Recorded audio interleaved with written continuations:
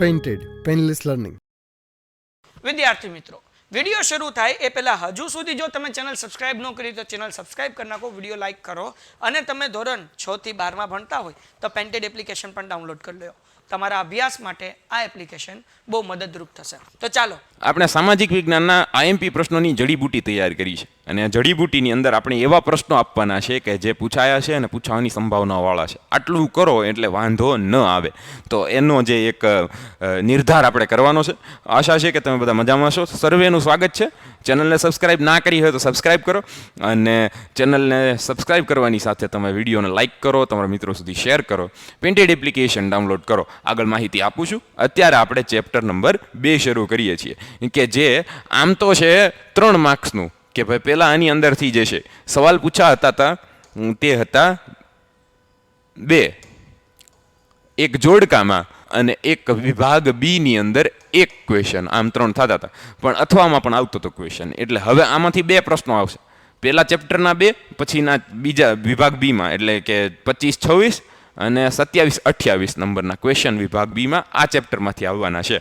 તો યાદ રાખશો અને આપણે આગળ વધીએ છીએ. તો જોઈ શકો છો જોડકું બીજું જે હશે તે હંમેશા બીજા ચેપ્ટરનું હશે. અને અહીંયા જે રીતે નામ લખ્યા છે એ રીતે જરીકામ, ભરતમુનિ અને કુચીપુડી. તો અહીંયા જોઈ શકો છો તમારે એની સાથે બંધ બેસતું જોડવાનું હોય છે. તો મને યાદ છે જરીકામ છે એ સુરતમાં થાય છે, બરાબર, જેની અંદર કાપડની અંદર સોનાના તારની જે પાતળા રેશાઓ બનાવીને. એ જ રીતે ભરતમુનિ હતા તે નાટ્યશાસ્ત્રવાળા, તેમણે એક નાટક લખ્યું હતું દેવરસુર સંગ્રામ. કુચીપુડી જે છે તે પેલું બીભત્સ નૃત્યવાળું એ આવે છે આંધ્રપ્રદેશમાં. તો તમે આવી રીતે જો યાદ હોય કે તો તેનાથી વાંચનથી આવી રીતે સાચા જવાબો મળતા હોય છે.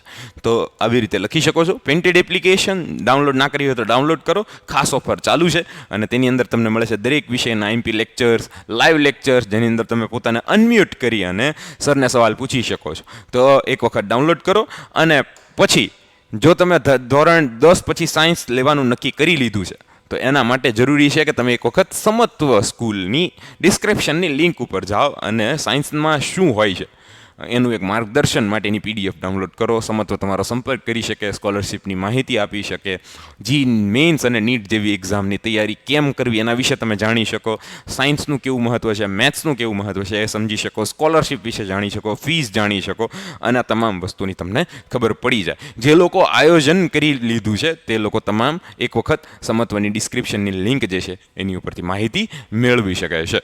તો ચાલો અહીંયા જોડકા નંબર 2 કે જેની અંદર તમારે જડતરકામ, પઢારોનું નૃત્ય અને કાસ્ટકલા વિશે માહિતી મેળવવાની છે. કાસ્ટકલા એટલે કે ભાઈ લાકડું. તો લાકડાની કલા જે છે એ સંખેડાની જાણીતી છે, ઈડરની જાણીતી છે, પણ તમને કાસ્ટકલા માટેનો જવાબ સંખેડા આપવાનું કહી શકાય, કારણ કે કાસ્ટકલાનું ફર્નિચર ને તમામ વસ્તુ સંખેડાનું જાણીતું છે.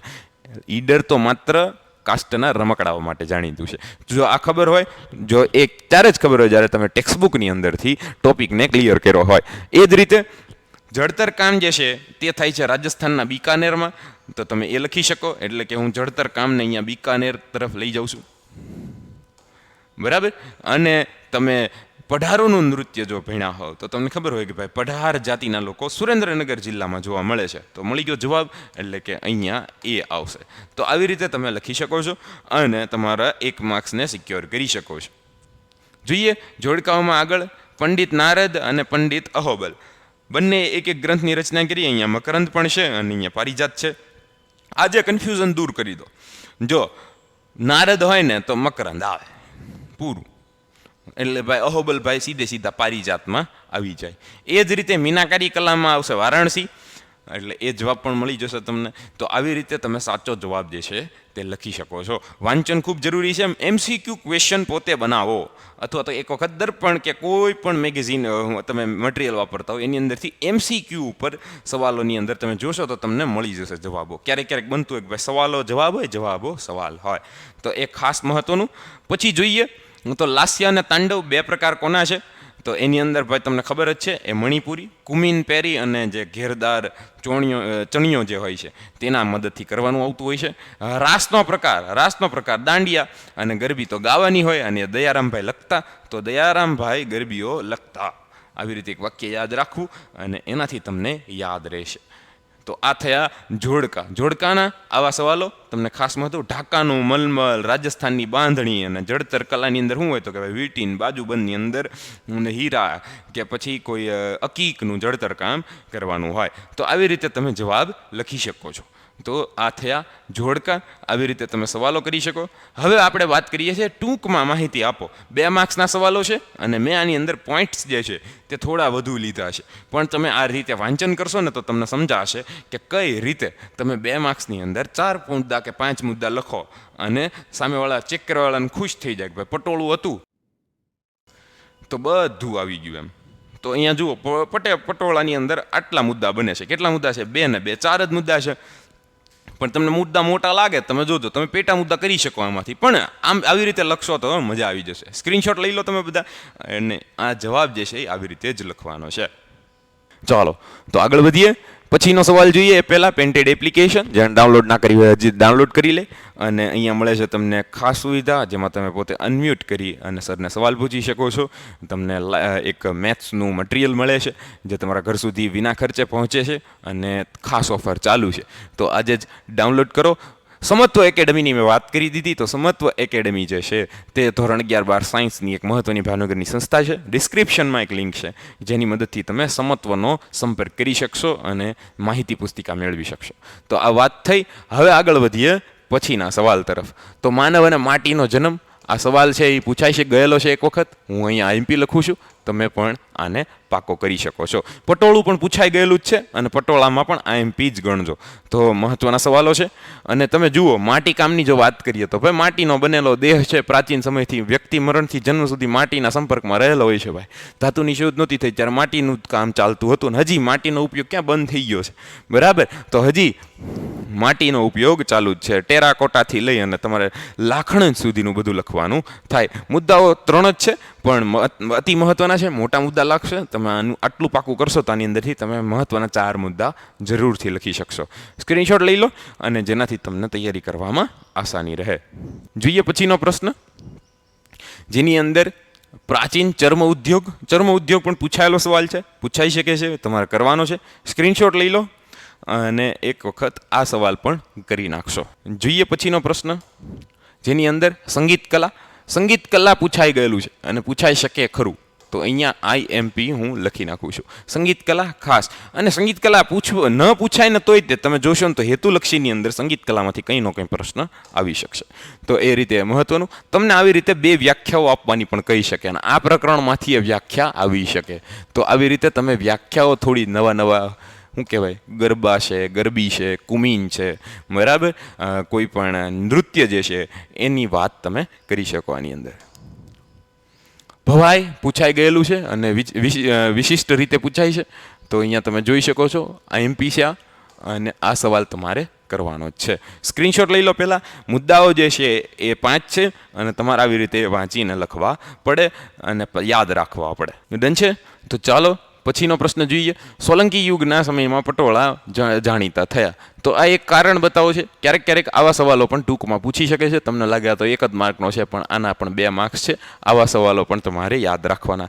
3 વ્યાખ્યાઓ અથવા તો માહિતી ટૂંકમાં પૂછી શકે ને 3નો 1 માર્ક તમારે આપવો પડે. ગરબો, ગરબીને રાસ. તો આવી રીતે તમે લખી શકો. ગોળાકાર ફરતા ગરબો, એની અંદર ગર્ભદીપ જે છે એ માથા ઉપર મૂકવાનો હોય છે. ક્યારેક એની આસપાસ પણ ઘૂમવાનું હોય છે. અને ગરબી એ મધુરપ અને જમક જબકાર અને વિહવળતાવાળું નારીઓનું સંગીત જે છે, બરાબર, કૃષ્ણની ભક્તિનું આખું દયારામ દ્વારા લખાયેલું સાહિત્ય સ્વરૂપ. રત્નાકર ગ્રંથનો પરિચય આપો. જે છે આ ખાસ મહત્વનો છે. રત્નાકર જે છે એ સૌથી સ્વીકાર્ય ગ્રંથ હતો ને એટલે પૂછાઈ શકે ખરો 2 માર્ક્સની અંદર. આ કરવા જેવો ખરો, બરાબર ને. તો નાટ્યકલા પૂછાઈ લે ભાઈ. તમને સંગીત, નૃત્ય કશું જ ન પૂછવાનું મન થયું તો તમને નાટ્યકલા પૂછાઈ શકે. અહીંયા તમે જુઓ તો 3 ને 2 5 મુદ્દાનો સવાલ બને છે. 2 માર્ક્સની અંદર આ સવાલ તમને પૂછાઈ શકે ખરો. તો આવી રીતે તમારે સવાલોના જવાબ લખવાના છે. Screenshot time. તો સ્ક્રીનશોટ લઈ શકો છો તમે. અને હું જ્યારે હાથ આડા લઈ લઉં છું ત્યારે તમે પોઝ કરીને પણ સ્ક્રીનશોટ લઈ શકો છો, બરાબર. તો યાદથી હું લઈ લઈશ અને તમારે લખવાનું છે. ભરતનાટ્યમ પૂછાઈ શકે. ભરતનાટ્યમ સૌથી મહત્વનું અને તમારે કરવાનું છે. ભરતનાટ્યમ અથવા કુચીપુડી 2માંથી 1 તો પૂછશે ખરું જ. તો એ તમારે લખવું થાય. કષ્ટકલામાંથી આપણે જોયું હતું કે ભાઈ હેતુલક્ષીમાં સવાલો આવે છે. તો બંને માટે મહત્વનું છે એટલે અહીંયા એને મૂક્યું છે. તમે આ યાદ રાખો તો આની અંદરથી પણ હેતુલક્ષી નીકળે. ઈડર ને સખેડા હતું જ તેને, સખેડા નહોતું, સંખેડા હતું ભાઈ. પેઇન્ટેડ એપ્લિકેશન ડાઉનલોડ ના કરી હોય તો ડાઉનલોડ કરો, જ્યાં તમને મળે છે દરેક વિષયના લાઈવ લેક્ચર્સ, અને સાથે તમે પોતાને અનમ્યુટ કરીને પણ સવાલ પૂછી શકો છો. સમત્વ એકેડમીની આપણે વાત કરી ચૂક્યા છીએ. ડિસ્ક્રિપ્શનની લિંક પરથી ત્યાંથી જવાનો, ત્યાં સુધી પહોંચવાનો રસ્તો છે, બરાબર ને? તો આ થઈ વાત. આદિવાસીઓના નૃત્ય પૂછાયેલા છે અને પૂછાઈ શકે, તમારે આવી રીતે જ લખવાના છે. અને જુઓ, હું એકદમ સાઈડમાં ઊભો છું, તમે આનો સ્ક્રીનશોટ પણ આસાનીથી લઈ શકશો, બરાબર ને? તો આવી રીતે તમારે સવાલ લખવાના થાય. અને આદિવાસી નૃત્યો, હોળી, અન્ય તહેવારો, લગ્નો, ધાર્મિક પ્રસંગો અને આ તમામ વસ્તુ અહીંયા આપેલી છે. જોઈએ આગળનો સવાલ. તો એની અંદર કથકલી નૃત્ય, મેં નહોતું કીધું, કથકલી કુચીપુડી જે છે એ પૂછાઈ શકે. કથકલી પણ જે છે એ કેરળનું જાણીતું છે. હું અહીંયા આઈએમપી લખતો નથી, કારણ કે આ સવાલ ઉપર મને ડાઉટ છે કે કેમ, પણ બધા સવાલો મહત્ત્વના જ છે. તો આઈએમપી સવાલો ઉપર ખાસ ધ્યાન આપજો, અને એના પછી ટાઈમ મેનેજમેન્ટ એવું કરવું કે બધું એક વખત રિવાઇઝ થઈ જાય, બરાબર ને? ભરત ગૂંથણ કલા પૂછાયેલું છે અને આ પણ પૂછાઈ શકે, તો આ પણ એક અહીંયા યાદ રાખવું. જત કોમનો સવાલ તમને પૂછાઈ શકે ભાઈ. અહીંયા જુઓ, કેંગ્યુ, બાંધણીઓ અને ભરત ગૂંથણની અંદર ખાસ જે જાણીતું છે તે કચ્છનું ભાઈ, કચ્છ અને ભૂત માંડવીનું, અને એ તમારે લખવું પડે. અકીક કામ પૂછાયેલો સવાલ પૂછાઈ શકે ખરો, તો અહીંયા 2 સવાલો પૂછાવાના છે. તો આઈએમપીની સંખ્યા તમને કદાચ વધારે લાગે, પણ આની અંદરથી આટલા ક્વેશ્ચનોમાંથી આ બધા તો આઈએમપી ખરા જ. તો તમે જોઈ શકો છો અહીંયા અકીક કામ અને એ બધા સવાલો જે છે એ આપણે જોયા કે જે અતિ કામના છે. આવી રીતે તમારે તૈયારી કરવાની છે. અને વધારે તો શું કહું, બીજું ચેપ્ટર આપણે પૂરું કરી દીધું છે, જડીબુટીનો બીજો લેક્ચર. આપણે મળીશું ચેપ્ટર 3માં. ત્યાં સુધી આ બધા જ પ્રશ્નો તમે તમારા મિત્રો સુધી શેર કરો, ચેનલ સબસ્ક્રાઈબ કરો અને તમારા પ્રતિભાવોને કોમેન્ટમાં લખો, બરાબર ને? તો મળીએ છીએ ચેપ્ટર 3માં. Painted, Painless Learning.